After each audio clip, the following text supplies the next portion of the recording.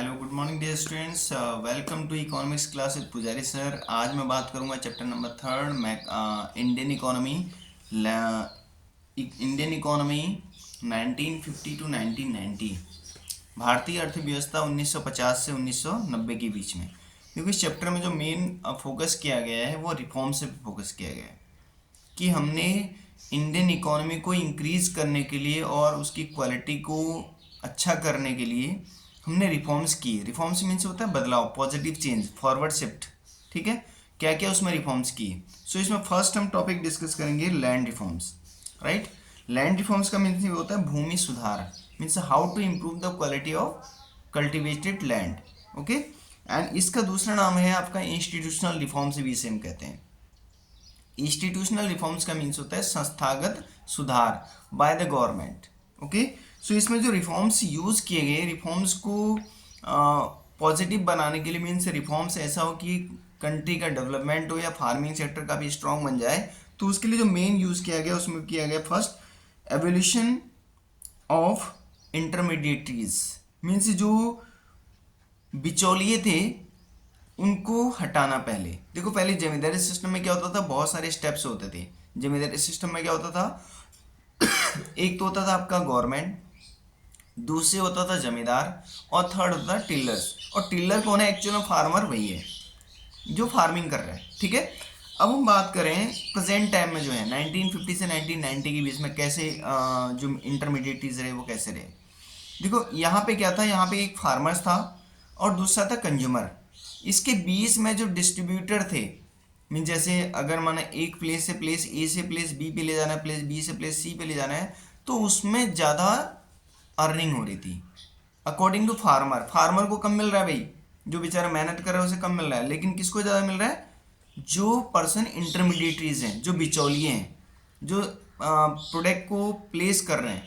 ठीक है, सो उनके लिए क्या किया गया? उनके लिए क्या गया step, exploitation of cultivated by the जमींदार। सबसे पहले जमींदारी सिस्टम को ख़त्म किया गया, और जमींदारी सिस्टम को ख़त्म करने के बाद जो टिलर्स थे, मीन्स टिलर्स कौन थे? जो लैंडलेस फार्मर थे। उन लैंडलेस फार्मर को, जिसके पास भूमिहीन कृषक जिसे हम कहते हैं, भूमिहीन कृषकों को टाइप्स ऑफ लैंड प्रोवाइड किया गया, उन्हें शिफ्ट किया गया वन प्लेस से अदर प्लेसेस पे, और शिफ्ट करने के बाद उनको लैंड प्रोवाइड किया गया, और उसी लैंड से उन्होंने क्या की अर्निंग करना चालू किया। कैसे? क्योंकि उन्हें फैसिलिटीज़ मिल गई। जैसे किसी के पास अगर छोटा सा पीस ऑफ लैंड है तो उसे अब बड़ा पीस ऑफ लैंड मिल गया। ठीक है, अब वो फार्मिंग कर रहा है, देखो उसकी नीड है, और उस टाइम पे एजुकेटेड तो पर्सन थे नहीं, तो उन अनएजुकेटेड पर्सन को नीड थी कि हमें काम करने के लिए कुछ मिले। जैसे आज के लोग पढ़े लिखे जो क्या ढूंढते हैं? जॉब्स। सो उस टाइम की नीड क्या थी? लैंड। अगर किसी को ज़मीन मिल जाए, भूमि मिल जाए, तो भूमि में बहुत सारा फार्मिंग करता था। हालांकि उस टाइम पे मॉडर्न फार्मिंग टेक्नोलॉजी नहीं थी, बट उनका मोटिव था कि हमें कम से कम लैंड मिल जाए, क्योंकि लैंड की क्वालिटी काफ़ी अच्छी थी। जो केमिकल फर्टिलाइजर थे वो आज यूज हो रहे हैं, उस टाइम पे प्योर ऑर्गेनिक फार्मिंग होती थी, और उसकी प्राइजेस भी ज़्यादा नहीं थी, बट उस टाइम पे इतनी महंगाई भी नहीं थी, क्योंकि उस टाइम की नीड जो थी, जो मार्केटिंग थी, काफ़ी सॉफ्ट थी। ठीक है, आज तो मार्केटिंग काफ़ी क्या है, वाइड है। ठीक है, काफ़ी फैली हुई है। और नेक्स्ट इसमें आता है ceiling of land holding. Means जो भूमि जोत है, जो जोत योग्य भूमि है, जिसे हम कहते हैं कल्टिवेटेड लैंड, उसको इंक्रीज किया गया। ठीक है, अब उसको इंक्रीज कैसे किया गया? Promote the equality.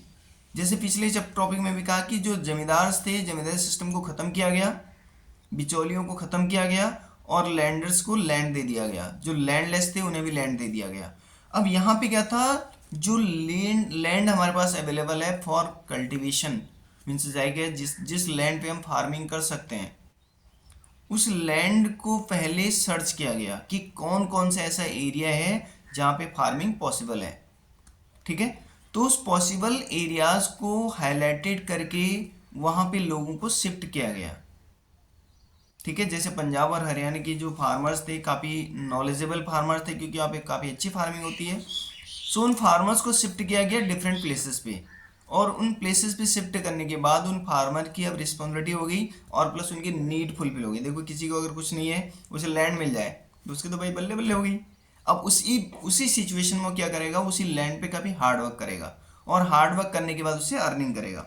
ठीक है, नेक्स्ट इसमें किया गया कंसोलिडेशन ऑफ होल्डिंग्स, मीन्स चकबंदी ऑफ जोत। जोत जोत योग्य भूमि जितनी है उसे चेक चेक बना दिए गए। जैसे हम एक प्लॉट लेते हैं ना, तो हम क्या करते हैं, उसकी बाउंड्री कर देते हैं, उसे चारों ओर से दीवार बना देते हैं। तो सेम एज यहाँ पे गवर्नमेंट ने कहा कि आप चकबंदी कर लो भाई, जिसको जितना लैंड चाहिए वो उतने लैंड को कवर कर ले, फ्यूचर में कोई लड़ाई खत्म हो। तो जो जहाँ शिफ्ट हुआ, जिसको जहाँ जो माइग्रेशन तो अभी प्रेजेंट टाइम में हो रहा है, बट उस टाइम पे जो फार्मर्स को शिफ्ट किया गया, तो उन फार्मर्स को जितना लैंड वो ले सकते थे उतना लैंड उन्हें दे दिया गया। और प्लस उनसे कहा कि भाई आप इसमें चकबंदी कर लो, आप इसमें बाड़ कर लो, बाड़ लगा लो। बाड़ मीन्स होता है जैसे बैरियर से लगाना, ठीक है, बैरियर से लगा लो, मीन्स उसे चकबंदी, अपना चेक को सेपरेट कर लो, उसे कवर कर लो, कि उसमें फ्यूचर में कोई ये ना कहे कि ये मेरा है तेरा है, ऐसे लड़ना ना हो। ठीक है, तो इसके लिए क्या किया गया, 2004 में more than 1633 lakh hectares land पे उसे परचेज किया गया। किसके द्वारा, जो कंसोलिडेशन था, मीन्स जो चकबंदी थी उसे कवर किया गया, इतना अमाउंट ऑफ लैंड को, जिसको डिस्ट्रीब्यूट किया गया था। ठीक है, नेक्स्ट इसमें यूज किया गया रिफॉर्म्स में, लैंड रिफॉर्म्स में रेगुलेशन ऑफ रेंट। ये सबसे बड़ा प्रॉब्लम था फार्मर्स का, कि फार्मर्स के पास बहुत सारे मेहनत करने के बाद उनके पास कुछ नहीं बचा था। अब कैसे बचाएं भाई, क्यों, क्योंकि टैक्सेस ज़्यादा पेड करने होते थे। तो उस कंडीशन में क्या हुआ, फार्मर्स के लिए एक रेंट सिस्टम फिक्स किया गया, और इस रेंट सिस्टम में कहा गया कि these were not exceed 1/3 of their value of crop. Means 1/3 से ज़्यादा वो बिल्कुल किसी भी कंडीशन में नहीं देंगे। जितना वो अर्निंग करेंगे उसका 1/3 से ज़्यादा नहीं देंगे, 1/3 part of the cultivated land, उससे ज़्यादा अमाउंट ऑफ ग्रेन्स वो गवर्नमेंट को नहीं देंगे, टैक्सेस नहीं देंगे, रेंट नहीं देंगे। ठीक है, देखो ये बहुत इंपॉर्टेंट बेनिफिशियल हो गया। नेक्स्ट इसमें किया गया कोऑपरेटिव फार्मिंग। कोऑपरेटिव फार्मिंग क्या क्या मतलब, सहकारी कृषि। सहकारी मीन्स क्या होता है, कुछ लोगों की यूनियन बना दो, जिससे कि वो अपने ग्रेन्स के लिए मार्केट सेटअप कर सकें, और अपने ग्रेन्स को सेल करने के लिए वो इकट्ठे जा सकें। और अगर माना उसमें से कोई नहीं जा पा रहा, तो कोऑपरेटिव फार्मिंग जो है उसमें से कुछ लोग हेड बन जाएं, और वह हेड लोग उन जो लो एजुकेटेड या जो इसमें इन्वॉल्व नहीं होना चाहते हैं उनके फार्मिंग क्रॉप को परचेज कर लें, और फिर वो डिफरेंट डिफरेंट प्लेसेस पे सेल कर दें। सो ये फैसिलिटीज प्रोवाइड की गई in the land reforms. Okay, next इसमें आता है टेक्निकल रिफॉर्म्स। अब देखो हमें नीड थी मॉडर्न फार्मिंग की, सो हम केवल एक ट्रेडिशनल फार्मिंग करके हम भाई बहुत ज़्यादा ग्रो नहीं कर पाएंगे। तो हमें यूज़ किया गया क्या, कि भाई कुछ ऐसा करो जिससे कि तुम्हारी जो कैपेसिटी है वो बढ़े। तो उस कैपेसिटी को बढ़ाने के लिए हमें क्या नीड है, टेक्नोलॉजी। देखो प्रेजेंट टाइम में हम कितनी सारी फार्मिंग कर रहे हैं, और पहले पता है आज भी चाइना क्या करता है, चाइना जितना हम, जैसे हमारे पास 1 हेक्टेयर लैंड है, हम अगर 1 kg राइस उसमें ग्रो करते हैं ना, तो चाइना 2 kg राइस ग्रो करता है। So this is the reforms of technology. Technology में रिफॉर्म्स होना मोस्ट इंपॉर्टेंट है। सो टेक्निकल रिफॉर्म्स किया गया, इसमें specially HYV seeds, high yielding variety, अच्छे क्वालिटी के बीजों का प्रयोग किया गया। भाई आज के हैं साइंटिफिक रिसर्च हो रहे हैं किस पे, सीड्स पे, बीज पे, बहुत सारे एक्सपेरिमेंट। आज आप देखते हो गेहूं के अलग अलग टाइप्स ऑफ प्लांट आते हैं, कोई प्लांट बहुत बड़ा, कोई प्लांट बहुत छोटा, जैसे मटर के पौधे देख लो, आज अनार के पौधे देखो, आज अमरूद के पौधे देखो। आप जितने भी प्लांट देख रहे हो इनकी हाइट कम और क्वांटिटी ज़्यादा हो रही है। सो इसका मीन्स है कि हाइट बड़े होने से गेहूं के पौधे बहुत ज़्यादा हमें बीज देंगे या बहुत ज़्यादा क्रॉप देंगे, दिस इज़ नॉट पॉसिबल। हमें क्या चाहिए, हमें क्वालिटी सीड्स चाहिए, चाहे वो पेड़ बड़ा हो या छोटा हो, लेकिन उससे बहुत ज़्यादा क्वांटिटी ऑफ क्रॉप निकलनी चाहिए। ठीक है, सो उसके लिए क्या किया गया, HYV सीड्स को यूज़ करने के लिए ग्रीन रेवोल्यूशन स्टार्ट किया गया, जिसे हम कहते हैं हरित क्रांति। हरित क्रांति स्टार्ट की गई 1960 में। उस टाइम की जो PM थी कौन थी, मिसेस इंदिरा गांधी।